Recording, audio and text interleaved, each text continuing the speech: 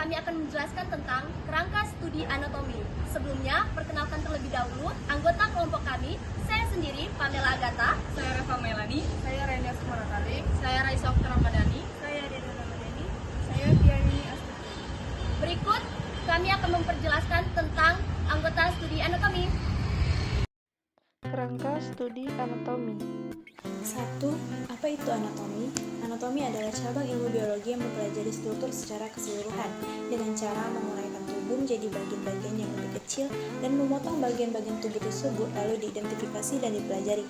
Dikutip dari laman medicalnewstoday.com, anatomi adalah identifikasi dan deskripsi struktur makhluk hidup. Ini adalah cabang biologi dan kedokteran. Anatomi berasal dari kata Yunani ana yang berarti atas dan ton yang berarti potongan. Secara tradisional, studi anatomi melibatkan potongan atau pembedahan organisme. Studi tentang anatomi sudah ada sejak lebih dari 2000 tahun lalu pada zaman Yunani kuno. Ada 3 bidang luas dalam anatomi, yaitu anatomi manusia, anatomi hewan atau zootomi, dan anatomi tumbuhan atau fitotomi. Anatomi manusia adalah studi tentang struktur tubuh manusia. Pemahaman tentang anatomi adalah kunci dalam praktik kedokteran dan bidang kesehatan lainnya. Jelaskan posisi anatomi. Untuk mempelajari anatomi, telah ditetapkan posisi standar anatomi. Sehingga, dengan ketentuan dasar posisi anatomi, kedudukan bagian tubuh yang satu terhadap bagian tubuh yang lain akan selalu tetap, meskipun tubuh dalam keadaan melakukan gerakan apapun atau dalam posisi apapun. Sebagai contoh adalah bahwa kepala selalu berada di sebelah karnial atau di sebelah atas dari badan, meskipun posisi badan dalam keadaan berdiri atau tidur. Contoh lainnya bahwa jari jempol selalu berada lebih ke arah lateral atau ke arah tepi dari jari telunjuk. Bidang anatomis adalah garis yang digunakan untuk membagi tubuh manusia. Terlihat sebagai model anatomi dan proyeksi. Terdapat 3 bidang anatomis yang bisa digunakan, yaitu 1. Bidang koronal atau frontal.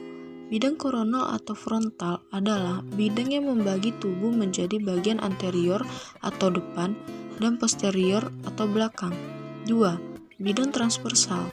Bidang transversal adalah bidang yang membagi tubuh menjadi bagian superior, atas, dan interior, bawah. 3. Bidang sagittal median adalah bagian yang membagi tubuh menjadi bagian kanan, dextria, dan kiri, dinistria.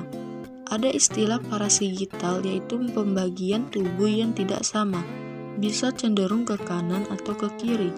Lalu ada mid-digital, yaitu pembagian tubuh yang sama besar. Selanjutnya, arah anatomi. Arah anatomi adalah istilah yang digunakan untuk menggambarkan posisi atau arah suatu struktur tubuh relatif terhadap struktur tubuh lainnya. Berikut adalah penjelasan mengenai beberapa istilah arah anatomi yang sering digunakan. 1. Anterior atau depan, merujuk pada bagian depan tubuh. Contohnya, lambung terletak anterior terhadap A. Yang kedua, posterior atau belakang, merujuk pada bagian belakang tubuh. Contohnya, jantung terletak posterior terhadap tulang rusuk.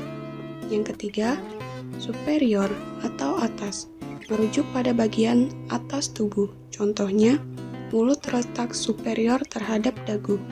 Yang keempat, inferior atau bawah, merujuk pada bagian bawah tubuh.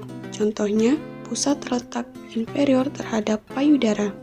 Yang kelima, medial, merujuk pada bagian tengah tubuh. Contohnya, jari manis terletak medial terhadap jari jempol. Yang keenam, lateral, merujuk pada bagian samping tubuh. Contohnya, telinga terletak lateral terhadap mata. 7. Proksimal, merujuk pada bagian yang lebih dekat dengan pusat tubuh. Contohnya, siku terletak proksimal terhadap telapak tangan. Yang kedelapan, distal, merujuk pada bagian yang lebih jauh dari pusat tubuh. Contohnya, pergelangan tangan terletak distal terhadap siku. Yang kesembilan, superficial, merujuk pada bagian yang berada di permukaan tubuh. Contohnya, otot kaki terletak superficial terhadap tulangnya. Yang ke-10, profundus, merujuk pada bagian yang berada di dalam tubuh atau lebih dalam. Contohnya, otot-otot dari lengan bawah. Dengan memahami istilah-istilah ini, seseorang dapat dengan jelas menggambarkan posisi relatif dari berbagai struktur tubuh saat berbicara tentang anatomi manusia. Gerakan pada tubuh manusia dapat dibagi menjadi dua jenis utama, yaitu gerakan involuntar dan gerakan voluntar. Gerakan voluntar adalah gerakan yang dilakukan tanpa disadari oleh otak. Gerakan ini dikendalikan oleh sistem saraf otonom dan biasanya terjadi di dalam tubuh, seperti gerakan jantung berdetak, peristaltik usus, dan kontraksi otot polos. Yang kedua, gerakan voluntar. Gerakan voluntar adalah gerakan yang dilakukan atas kesadaran dan kontrol otak. Gerakan ini dikendalikan oleh sistem saraf sistematik dan biasanya terjadi di luar tubuh, seperti berjalan, mengangkat benda, dan berbicara. Selain itu, gerakan pada tubuh juga dapat dibagi berdasarkan jenis otot yang terlibat. Gerakan otot voluntar, gerakan yang melibatkan otot rangka yang dapat dikontrol secara sadar, seperti berjalan, menggerakkan tangan, dan mengedipkan mata. Gerakan otot involuntar, gerakan yang melibatkan otot polos atau otot jantung yang tidak dapat dikontrol secara sadar, seperti detak jantung, peristaltik usus, dan refleks tubuh. Gerakan pada tubuh manusia sangat kompleks dan melibatkan kerjasama antara otak, sistem saraf, dan otot untuk mencapai tujuan gerakan tertentu.